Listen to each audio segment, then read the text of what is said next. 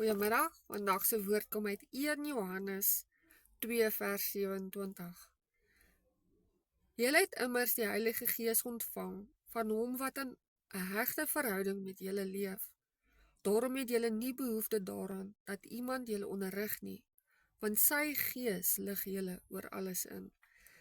Melanie Vosloo het die volgende geskryf oor hierdie stuk. Praat tog met my. Daar's tye wat ons nie met God kan praat nie, en daar is die tye wanneer ons ernstig op ons knieë met hom worstel, en dit vir ons so voel of hy eenvoudig doof vir ons geword het. Dis dan wanneer ons maar net kan bid. Here, ek hoor U nie. Ek soek bakens, padwysers, vuurtorings, antwoorde, rigting, leiding in die Bybel, mense se raad, toevallige gebeure, en ek weet nie of dit U is wat praat nie. Leer my U hoor. Help my om U hand raak te vat. Loop U pad met my, Here. Laat ek sonder voorbehoud volg, vertrou, al verstaan ek niks. Wys my U leidrade, wys my U rigting. Leer my U sien. Leer my die alfabet van U taal. Weet vandag, God hoor elke versigtiging en soeke van jou hart. Hy het ook al die antwoorde wat jy nodig het. Jy hoef geensins spesiale kennis oor God te hê om hom te hoor nie, want jy het die Gees in jou, en die Gees van Christus salf jou en bind jou, oomblik vir oomblik, aan die waarheid vas. Onthou vandag, julle almal, ja, jy ook, weet egter waaroor dit gaan, want julle dra die salwing van die Heilige Gees. 1 Johannes 2 vers 20.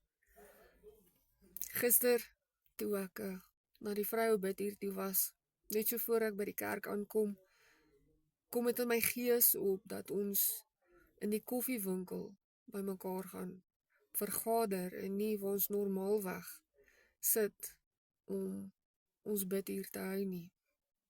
Toe ek so aanloop, toe sien ek maar die koffiewinkel is toe. En toe loop ek na die normale lokaal toe waar ons gewoonlik sit. En net toe ek daar so kom pastoor aangeloop, pastoor se vrou. En sy sê vir ons moet skuif. Ons gaan aan die koffie se lokaal toe. Ek het dit net in my gees geweet, het net by my opgekom. En hoeveel keer het ons nie al werk gedoen dan?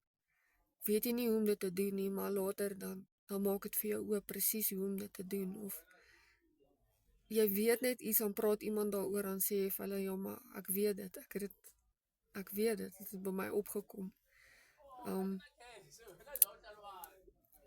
Ja, en ook nog 'n ding is, wanneer jy moeg is, wanneer jy voel jy moet opgee, dan hoor jy, moenie opgee nie, probeer weer.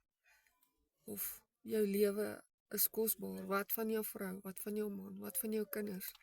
Daar is nie sommer maar net 'n stemmetjie nie. Dis die stem van die Heilige Gees. Vandag wil ek net uit my hart uit dankie sê vir die Heilige Gees. Dankie Heilige Gees vir al die leiding. Dankie vir alles wat U vir my oopmaak. Dankie vir U wysheid, vir U insig en vir U kennis. Dankie vir U openbaring. Ons het U innig lief. Geseënde dag.